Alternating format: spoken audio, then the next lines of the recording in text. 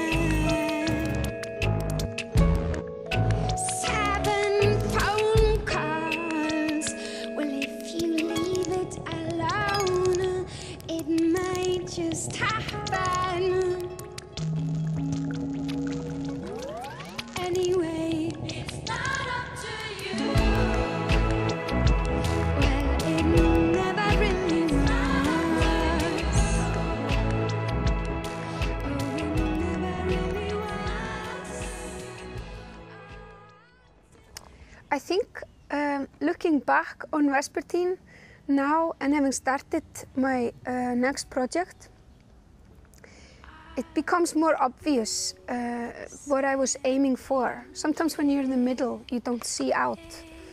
I think I was aiming for how you can express yourself when you are absolutely, you exploded 5,000 times and there's nothing left.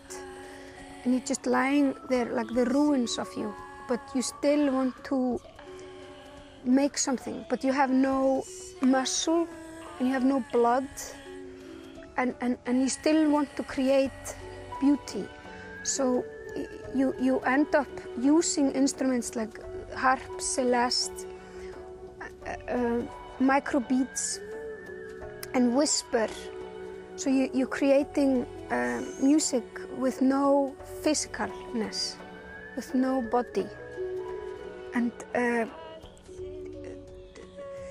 that's supposed to kind of calm you and soothe you, and like hibernation, to wait until, to help you to wait until you become strong again.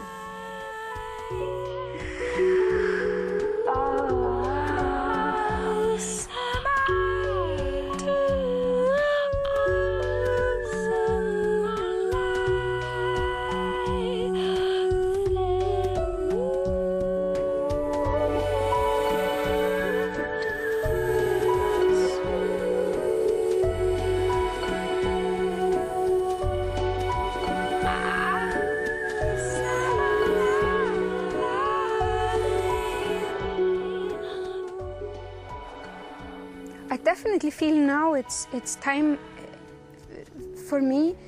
I'm sort of halfway through, and that's the reason why I wanted to put out a greatest hits album, and I wanted to put out a selection, some sort of a retrospect of everything I've done so far, because I feel to a certain degree I've documented and mapped out all the sides of me. And Vespertine being the last side of me, and probably the one I have least in me. So